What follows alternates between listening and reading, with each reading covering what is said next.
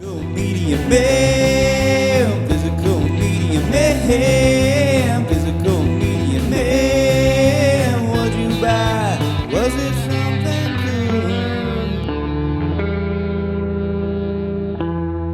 good? What's up, guys? Physical Media Man back here again for another Physical Media Man Monday video. I have some movie reviews from the 31 days of Halloween. I've been trying to watch a movie every day. I have missed a couple days. I am one movie I think behind right now. So I watched a couple on a couple days, so to try to catch up. Before I get started, make sure to like, subscribe, comment, leave feedback, do a lot of good stuff down below. I'll leave the links to my Instagram page, my Physical Media Man Store Instagram page, my Facebook page for the Physical Media Man / Physical Media Man Store, my Facebook page for non-media related items, the Hodgepodge Garage, my email, my eBay, my Twitter, and my Letterboxd account. Okay, so like I said, we got some Halloween type movie reviews for you guys. First up, the first one I watched in October, we got Abominable. This is an MVD Rewind release, so that's the reason I bought it. It was okay, nothing fantastic. I need to watch. Their special features on these releases are awesome, but this was a pretty good Sasquatch Yeti type of movie. This guy's been paralyzed in a climbing accident, so he's been out of his house for a while. His wife died in the accident, so he finally gets to go back to his cabin in the mountains, and there's a cabin right by his where there's some college-age girls that are having like a vacation type of thing, and he also has his like nurse or somebody there to help him,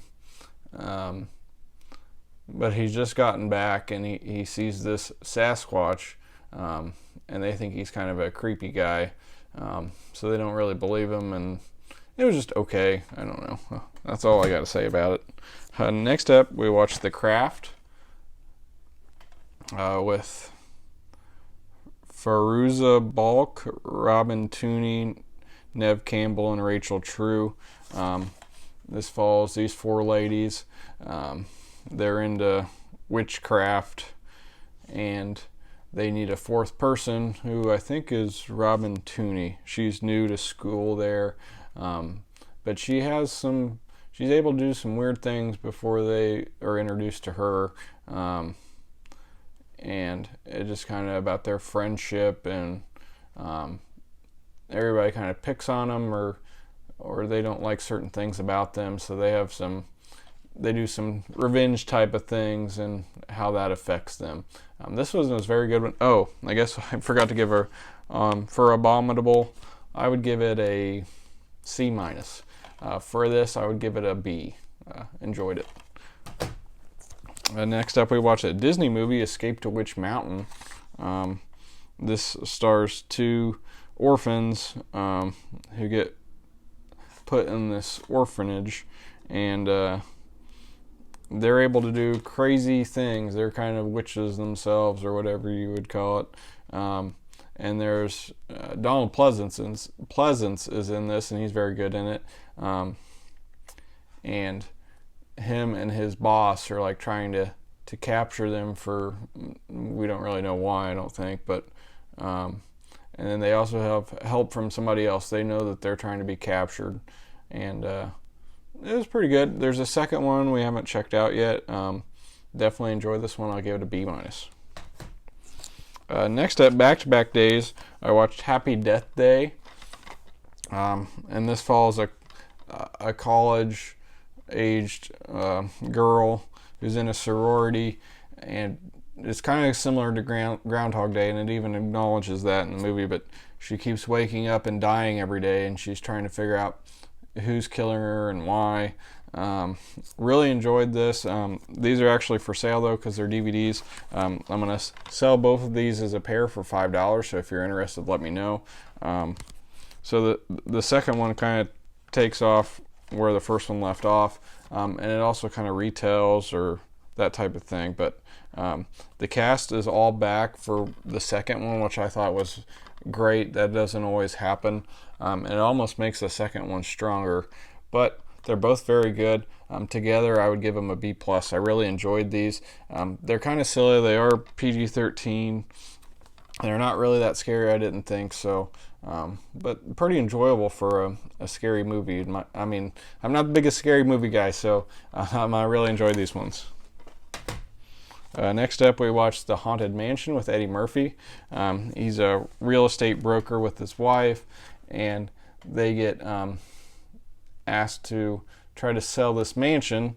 And it's, the same story of the vampires trying to make the woman marry him or fall in love with him or whatever because of a previous woman that looked the same or is in her blood or whatever. I don't know.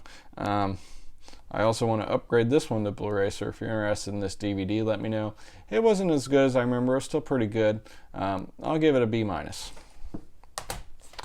Next up was one of the better ones I think I've seen so far. We got Phantasm. It follows this tall man. He's the bad guy here on the front. He's a pretty good villain. And it follows two brothers and one of their siblings or uncles or somebody in their family passed away, if I remember right. And they go to the funeral, and the kid sees this tall man just pick up the casket by himself and load it into the hearse, and then he starts seeing weird things, and weird things start happening at this funeral home. So it's pretty good. I give it a B+. Next up was one I was really excited about. We got Night Terror. This is starring my childhood best friend growing up from until junior high, because he went to a different school. His dad is right there on the cover. This movie was not very good, to be honest, but we had a ton of fun to watching it. We did like a little drinking game with it, and there's a lot of laughs. The acting's not very good, honestly, but this one's a ton of fun, and I definitely plan on watching it again in the future. So his dad is the dreamer in the film, so he's like in an insane asylum, and he thinks he's having these nightmares, and there are other people that are in the asylum's dreams, and if he doesn't stay awake, then those dreams become reality. So it follows different dreams that he's having. Really enjoyed it though. I mean, as a movie, I'd probably give it a D, but it was a lot of fun. I definitely am happy I have it in the collection.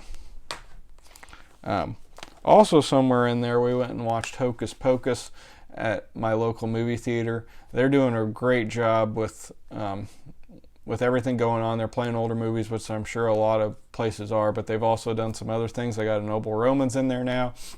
Anyways, it's a great movie theater. Like I said, I used to work there, but we went and watched Hocus Pocus, and it was only the second time I've watched it, and I really enjoyed it the second go around again. A lot of funny parts. It follows the Sanderson sisters. There are 3 witches in this town, and then people sometimes don't believe that they were really real. This is supposed to be like, I don't know, 80 to 100 years later, maybe 300, I can't remember.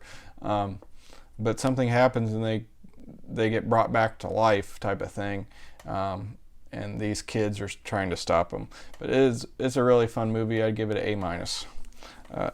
Next up, we watched Killer Clowns from Outer Space. Obviously, there's killer clowns that crash land to Earth, and they try to kill people. And the cops think that these kids are just prank phone calling them, saying there's killer clowns and stuff. And then somebody gets taken, and they try to get him back from the clowns. Don't really know how else to explain this one, but I definitely enjoyed it. I'm going to give it a C+.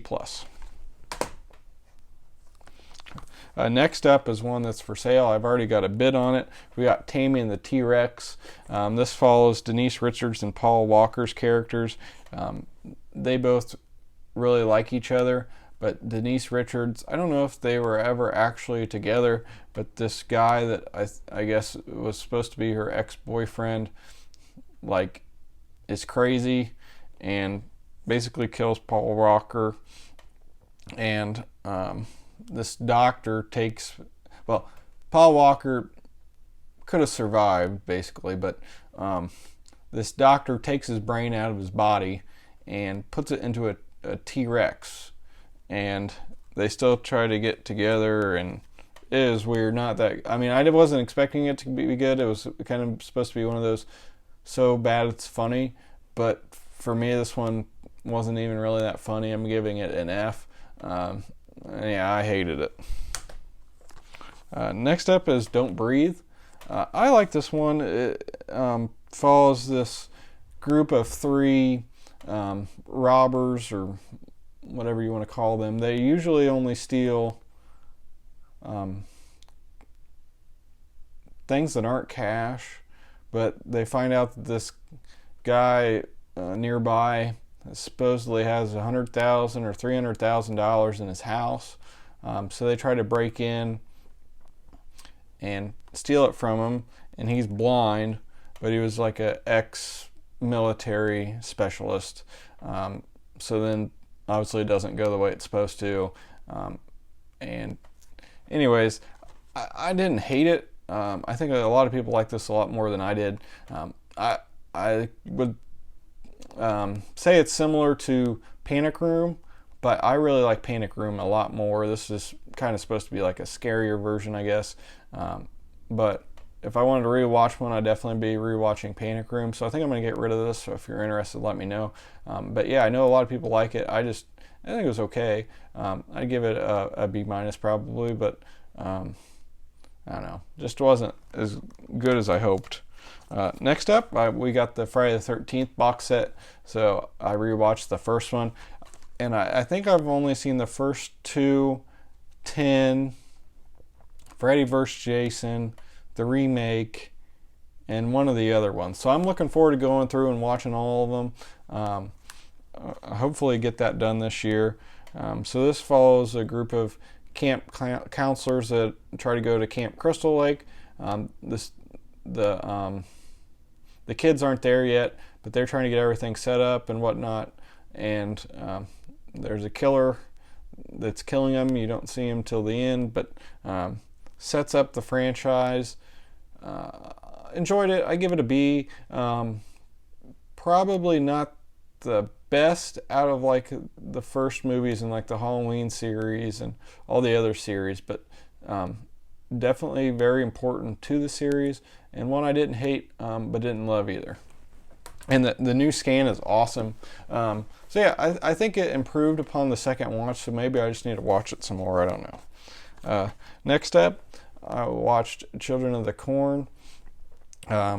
Second time I've watched it.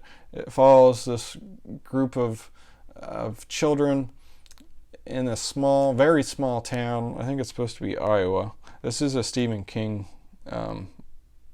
based on his novel. So yeah, the young couple on a road trip find themselves lost in the back roads of rural Nebraska, eventually winding up in the seemingly abandoned town of Gatlin. But the town is far from empty, as the pair soon discover. It's inhabited by a twisted cult of murderous children thirsty for another blood sacrifice. So I don't know. It's just kind of slow, I think. I don't know. The end of it was pretty good. I know a lot of people like this one too. I just don't see myself rewatching it again, so I'll just give it a C+. I've already posted it for sale and got some bids on it, but and Linda Hamilton's in it. She's pretty good in it, but I don't know. Outlander. That was probably the best part of the movie, but I don't know. It's just okay. Next up, we got It Follows. This follows some like high school, college age kids, and this girl has a sexual encounter with this seemingly innocent guy, but then after they have sex, then he like has her tied up and tells her that there's going to be somebody that's going to be following her now, and they can change what they look like and all sorts of things, and they'll go slow, but they'll just follow her until she has sex with somebody else and it gets passed on. But if that person dies from the thing that's following them, then it goes back to her. So it's kind of a different concept, and not everyone can see this person, so that kind of also made it different. But I enjoyed this quite a bit. I just thought it was kind of a different story, and they're trying to figure out how to stop it and that type of thing. So I definitely enjoyed this one. I'm giving it a B+. Okay, so next up I watched Species, the first one. I also had this one on Blu-ray, but this was already open, so I figured I'd watch it that way. So this says, when a beautiful human-alien hybrid escapes from observations, scientist Xavier Fitch, played by Ben Kingsley, dispatches a team of experts to find her before she is able to fulfill her horrific purpose, to mate with unsuspecting men and produce offspring that could destroy mankind. So this also stars Michael Madsen and Forrest Whitaker. Really enjoyed this one. So the people that he puts together for this team, they have different skills, and they try to figure out where this person is and how to kill her. So or it, I don't know, alien. Definitely enjoyed this one more than I thought, though. I give this one a B+ as well. I'm definitely keeping something in the collection for it, either the Blu-ray, or I might check out the second and third and go from there. And lastly, we watched Eddie Murphy and Angela Bassett and Wes Craven's Vampire in Brooklyn. This one's kind of funny. So it's the typical vampire story. He comes back and tries to get this woman to marry him or like him and make her a vampire. I don't know. It is funny though, and it just got a Blu-ray release, so you can check it out that way as well. But I give it a B. I'll probably upgrade at some point because I'm a big Eddie Murphy fan. So that's everything we watched from October 1st to the 17th for the 31 days of horror. I'm off the 26th to the 30th. I plan on watching a lot of scary movies during that time, so I'm planning on watching more than 31 movies for the month of October that are Halloween related. If you guys have any recommendations or things I definitely should watch, let me know. I'll try my best to watch them if you let me know if there's anything you want me to watch. But yeah, like I said, this genre is not my favorite. I don't hate it. There are ones I really enjoy. But I'm trying to watch a lot more this month and this year. Kind of find some ones I like and get rid of some of these that I don't like that I already had. So here's everything I watched so far this month. Hope you guys enjoyed this video. I'll try to do, I've really been slacking on my movie reviews, so I might try to go back and do the ones I missed. But like I said, hope you guys enjoy this. Make sure to subscribe. So this is Physical Media Man signing off. Physical Media will never die. Physical Media Man. Physical Media Man. Physical Media Man.